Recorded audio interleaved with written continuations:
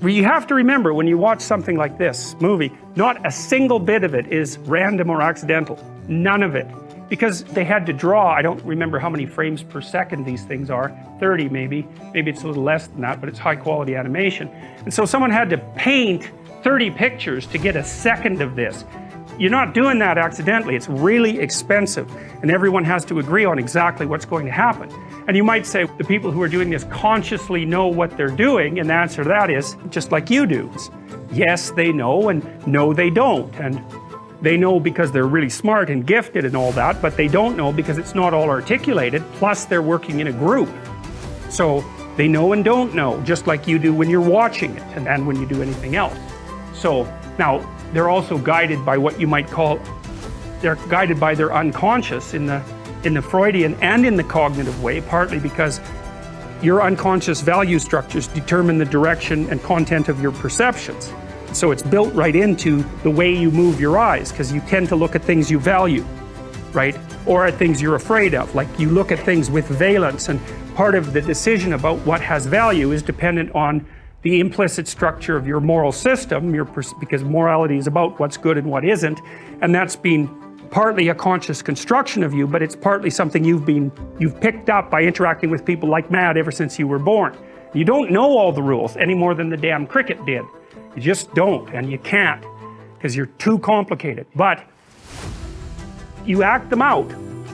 And then you also have representations of how people act in your imagination. Dreams are, that's what a dream is, that's what a fantasy is. That's what that little movie that plays inside your head when you remember what you did is. And you only remember the gist. So even the imagistic representation of your behavior in your past, which is basically your episodic memory, it's already selecting and molding and turning it into a relatable story.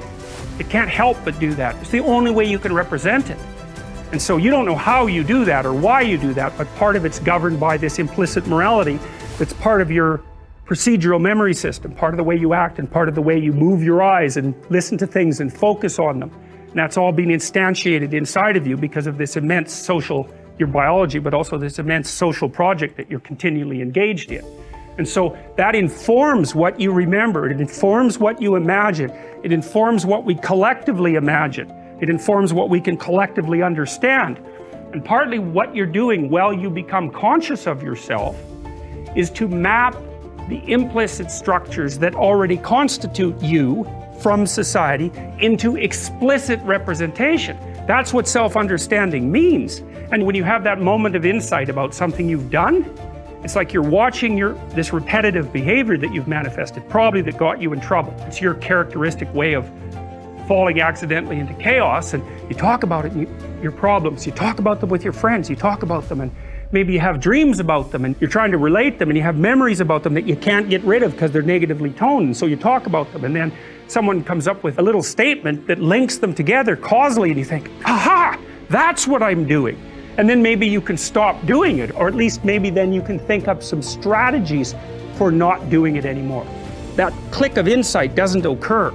And that's like a revelation. It's a really good way of thinking about it, because the knowledge is there in its implicit form, and all of a sudden, bang, it's been made explicit as a fantasy maybe, or also as a set of semantic statements. Maybe you have a crush on someone and you don't notice it, and maybe you find yourself having a fantasy about them. You think, oh, that means something, that indicates something. Maybe you don't want to know that's what you want, but the fantasy will tell you. And one of the things Jung suggested, and this is out of the Freudian tradition of free associations, is watch yourself, watch your fantasies, because they're always happening and they'll tell you something. And so one of the things I do when I'm interacting with my clients is we'll have a discussion, and then their eyes will drift a little bit, and I'll know that something's flitted through their mind. And that means we've touched on something that has a multiplicity of elements. And so I'll stop and say, look, I noticed that maybe you teared up. That's another thing to really watch. Or maybe you laughed, or you drifted at least. It's because some other thought has entered your field of consciousness. And then if you can get the person to grab those thoughts, to notice them, then you can often figure out the avenues along which that particular conversation might unfold. That's a complex. That's a Jungian complex or a psychoanalytic complex. It's like there's an emotional core that produces a whole range of associated ideas, and that thing's got a life. It's like a micro-personality.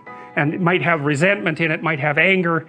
It's often negative emotion tinged, because though negative emotion tinged episodes are still problems, and they will emerge automatically because your threat detection systems force them onto your consciousness, essentially. So you watch, and when you drift, you'll drift, and the fantasy is partly a representation of the problem space. You know that happens when you wake up at 3 in the morning and you're worried about things, right? Because actually what happens is you wake up during threat processing.